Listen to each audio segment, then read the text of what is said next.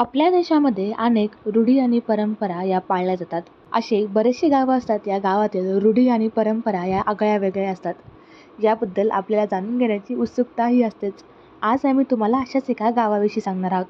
हे गाव आहे छत्रपती संभाजीनगर जिल्ह्यातील पैठण तालुक्यातील चौंडाळा हे छोटंसं गाव. या गावामध्ये देखील अशाच अनेक आख्यायिका आहेत. गावातील गावकरी सांगतात की या गावामध्ये आजही लग्न होत नाही. आम्ही गावाच्या वेशीबाहेर लग्न करतो. तसंच गावात घरावरती दुसरा मजला देखील बांधला जात नाही. आज आपण या ठिकाणी आलेलो आहोत. या सर्व रूढी आणि परंपराबद्दल जाणून घेणार आहोत इथल्या गावकऱ्यांकडनं.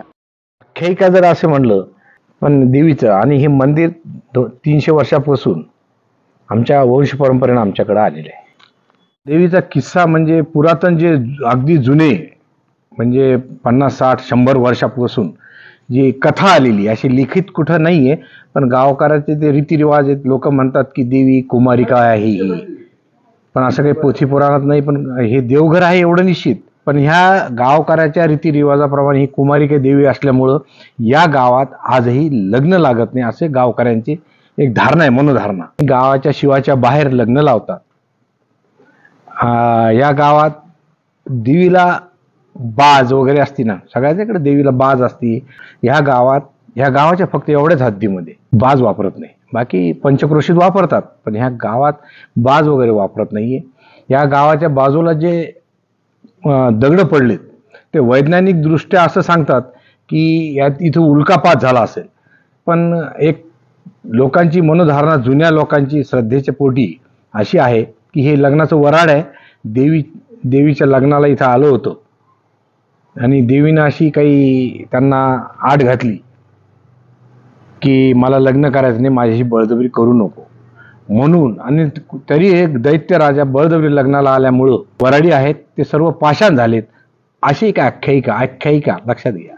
आख्यायिका आहे, असं लिखित नाहीये. हे जे मंदिर आहे या मंदिराला निजामकालीन किंवा त्यावेळेस असे एक बाजूने दुमजली बांधकाम होतं.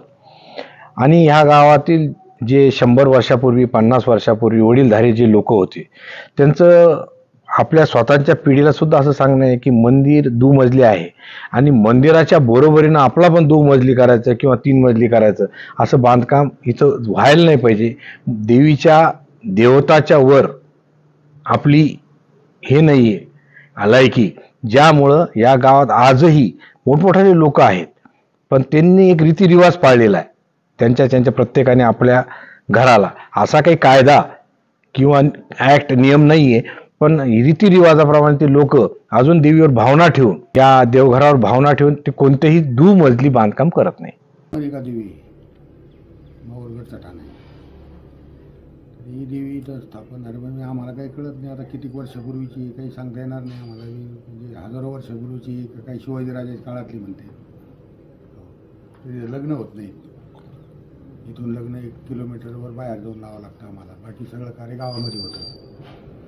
आणि इथं बाज नाही, पलंग नाही, आमचा सोफा नाही, असं काहीच नाही. असं म्हणजे असं बऱ्याचशा गोष्टी त्या देवीमुळं काहीच होत नाही. ती मुलगी जर डिलेवरी झाली तर ती अशी जमिनीवरच असते, बाजीवर, खाटावर, पलंगावर कधीच नसती.